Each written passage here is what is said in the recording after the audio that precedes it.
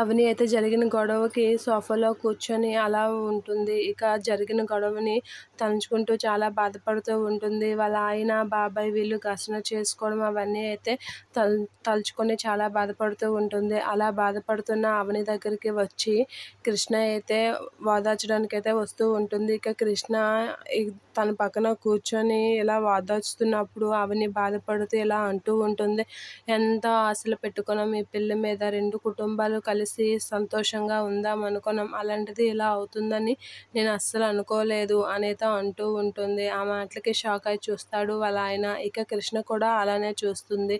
25 ఏళ్లుగా కలవని కుటుంబాలు ఈ పెళ్లితోనైనా కలుస్తాయని ఎంత ఆశపడ్డానో, ఎన్ని ప్రయత్నాలు చేశానో, అలాంటిది ఇలా అయ్యింది అని అయితే బాధపడుతూ ఉంటుంది.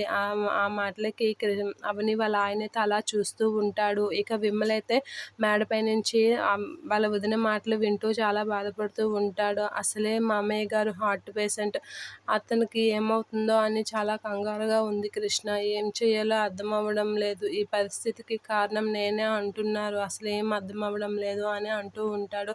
ఇక విమల్ ఆ మాటలకి స్పీడ్గా వెళ్ళి తాళిబొట్టు తీసుకొని అలా వెళ్తూ ఉంటాడు. చాలా ఆవేశంతో తాళిబొట్టు పట్టుకొని విమల్ అయితే పల్లవి దగ్గరికైతే వెళ్తూ ఉంటాడు. ఇక విమల్ వెళ్ళిన చాలా కోపంగా విమల్ అయితే వెళ్తూ ఉంటాడు. అలా తాళిబొట్టు పట్టుకొని చాలా ఆవేశంగా పల్లవి దగ్గరికైతే వెళ్తూ ఉంటాడు. ఇక అవని అయితే జరిగిన దానికి చాలా బాధపడుతూ ఏడుస్తూ ఉంటుంది. ఇక కృష్ణ వాళ్ళ ఆయన అయితే ఓదార్చుతూ ఉంటారు.